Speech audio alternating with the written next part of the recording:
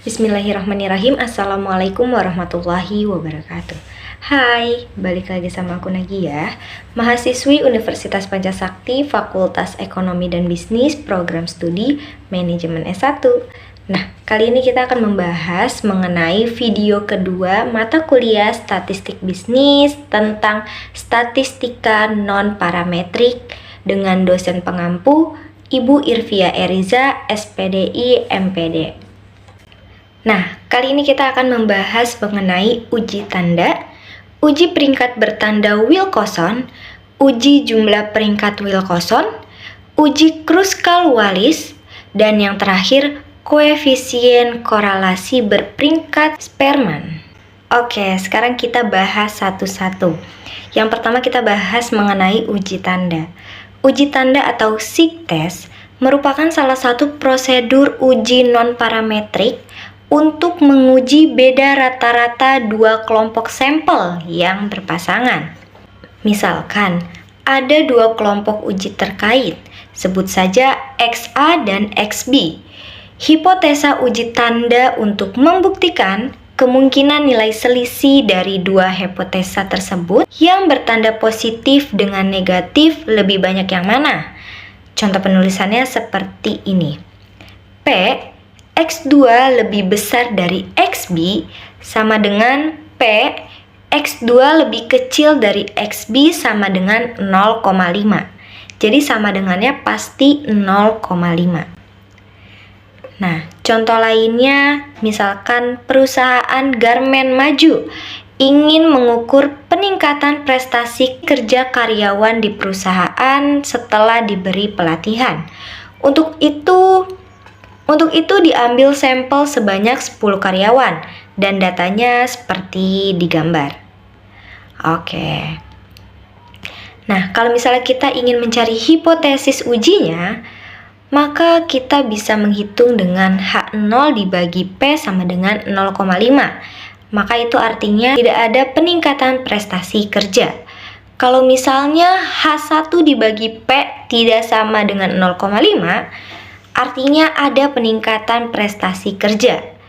Nah, next, kalau misalnya kita ingin mencari tarif nyata atau A-nya, artinya dengan rumus alfa sama dengan 5% sama dengan 0,05.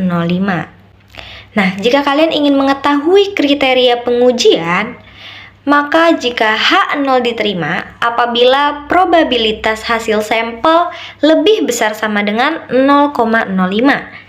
Nah, jika H0-nya ditolak apabila hasil sampelnya kurang dari 0,05. Oke, sekarang kita lanjut pembahasan mengenai uji peringkat bertanda Wilcoxon. Sebelumnya kita harus tahu dulu nih, apa sih uji peringkat bertanda Wilcoxon itu? Jadi, pada tahun 1945, Frank Wilcoxon mengusulkan suatu cara non-parametrik yang amat sederhana untuk dibandingkan dua populasi kontinu bila hanya tersedia sampel bebas yang sedikit dan kedua populasi asalnya tidak normal. Uji ini digunakan untuk menguji kondisi variabel pada sampel yang berpasangan atau dapat juga untuk penelitian sebelum dan sesudah. Nah, yang pertama, dalam uji ini ingin diketahui manakah yang lebih besar dari antara pasangan.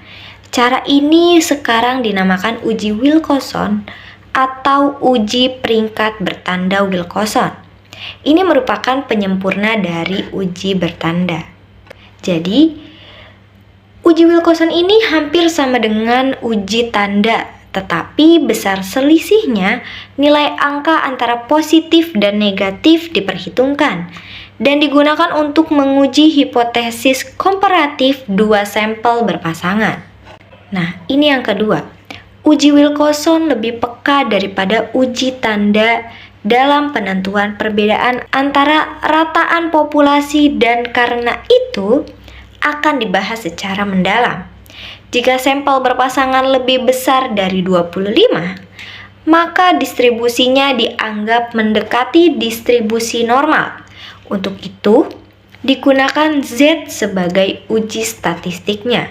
Nah, dari penjelasan tadi, ada juga asumsi-asumsi tentang uji ini. Yang pertama, menggunakan data berpasangan dan berasal dari populasi yang sama-sama. Yang kedua, setiap pasangan dipilih secara acak dan independen. Maksudnya, ini dalam pengambilan sampel tidak subjektif atau asal ambil, tapi pengambilan sampelnya secara acak. Yang ketiga, skala pengukurannya minimal ordinal dan tidak butuh asumsi normalitas. Inilah yang membedakan dengan uji T berpasangan. Di sini ada dua keadaan dalam menggunakan Wilcoxon. Oke, sekarang kita lanjut mengenai uji jumlah peringkat Wilcoxon.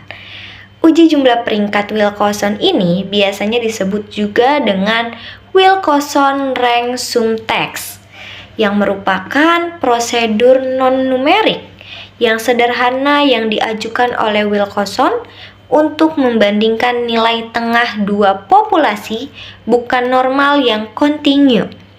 Apalagi dua contoh yang bebas diambil dari kedua populasi itu. Nah, misalkan nih, akan diuji hipotesis 0H0 bahwa 1 sama dengan 2, yang merupakan lawan dari suatu hipotesis alternatif yang diinginkan. Pertama-tama, tarik satu contoh acak dari masing-masing populasi. Misalkan N1 adalah ukuran contoh yang lebih kecil dan N2 adalah ukuran contoh yang lebih besar. Gabungkan kedua contoh itu dan urutkan pengamatannya dari yang terkecil sampai yang terbesar. Dan berikanlah peringkat 1, 2, dan seterusnya N1 plus N2 pada setiap pengamatan. Bila terdapat 2 atau lebih pengamatan yang sama, berikan peringkat rata-rata. Nah, melambangkan jumlah peringkat pada contoh yang berukuran lebih kecil dengan W1, begitu pula dengan W2 adalah jumlah peringkat yang contohnya lebih besar. Total, W1 tambah W2 bergantung hanya pada banyaknya pengamatan dalam keduanya. Contohnya, secara umum, W1 ditambah W2 adalah N1 ditambah N2 dikali N1 ditambah N2 plus 1 dibagi 2. Nah, kalau misalkan jumlah semua bilangan asli 1, 2, dan seterusnya, N1 ditambah N2, bila W1 telah dihitung, maka W2 akan lebih mudah diperoleh dengan rumus. Dengan rumus, W2 sama dengan N1 tambah N2 dikali N1 ditambah 2 ditambah 1 dibagi 2 min W1. Oke, sekarang kita masuk ke uji Kruskal-Wallis. Uji Kruskal-Wallis adalah uji non-parametrik yang berbasis peringkat yang tujuannya untuk menentukan adakah perbedaan signifikan secara statistik antara dua atau lebih kelompok variabel independen pada variabel independen yang berskala data numerik atau interval atau rasio dan skala ordinal. Ini dia rumus dari Kruskal-Wallis. Nah, bisa kalian lihat. Jadi, N ini disebut dengan jumlah pengamat dalam kelompok, R, I, dan J sebagai peringkat atau di antara semua pengamat J dari kelompok I, dan N sebagai jumlah pengamat di semua kelompok. Dan ini juga ada rumus peringkat di antara semua pengamat. Next, kita lanjut pembahasan yang terakhir mengenai koefisien korelasi sperma. Jadi, biasanya ini disebut juga sebagai Spearman Rank Correlation Coefficient. Digunakan untuk menghitung korelasi berdasarkan data yang berbentuk peringkat atau ranking. Nah, ini yang pertama, berdasarkan kondisi dalam data. Terdapat dua metode dalam penghitungan konversional korelasi sperma, yaitu apabila tidak terdapat ranking yang kembar, berarti tidak kembar nih, maka rumus yang digunakan untuk menghitung korelasi Spearman yaitu seperti ini. Tetapi bila peringkatnya kembar atau sama, maka rumus yang digunakan adalah seperti ini. Nah, itu dia pembahasan kita kali ini mengenai statistika non-parametrik. Semoga bisa bermanfaat ya, dan kita sama-sama belajar mengenai pembelajaran statistik bisnis ini.